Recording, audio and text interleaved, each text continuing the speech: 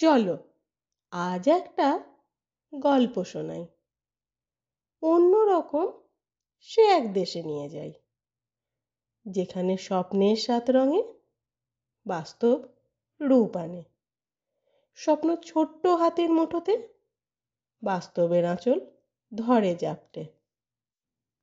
ছোট্ট স্বপ্ন আধো স্বরে বাস্তবকে ডাকে নাম ধরে। স্বপ্ন ছোট্ট ছোট্ট পা ফেলে ঝাঁপিয়ে পড়ে বাস্তবের কোলে। কখনো স্বপ্ন চুপি সারে কিছু কাজ করে বাস্তবের অগোচরে। কখনো স্বপ্ন তার ঝুলি খুলে বাস্তবের কাছে তার সব কথা বলে। কখনো স্বপ্ন রাগী ভীষণ, কোনো কাজে আসে না বাস্তবের শাসন। কখনো স্বপ্ন শান্ত এমন, বাস্তব খুঁজেই পায় না তার কারণ। কখনো স্বপ্ন বসে চুপটি করে, বাস্তব মনের মতো করে সাজিয়ে দেয় তারে।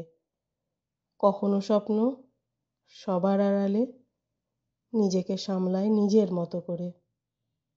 তখন বাস্তব তার ঘরে চোখ বুলোয় খাতার মলাট খুলে।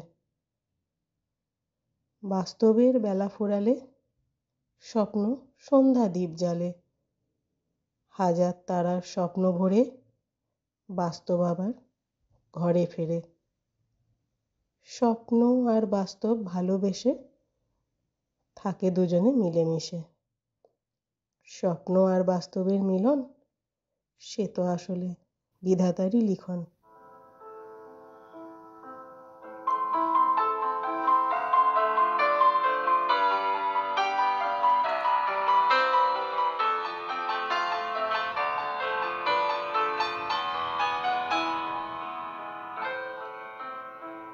কবিতাটিতে আসলে বাস্তবকে মা আর স্বপ্নকে ছোট্ট শিশুর সাথে তুলনা করা হয়েছে।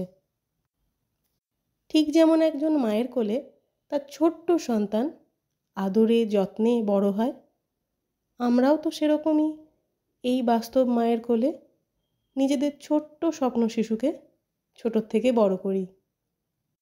নিজেদের ছোট ছোট স্বপ্নগুলো দিয়ে নিজেদের একটা দেশ বা জগৎ বানিয়ে রাখি। আর যদি বিধাতার আশীর্বাদ থাকে, তাহলে সেই স্বপ্ন তো বাস্তবের সাথে মিলিত হবেই।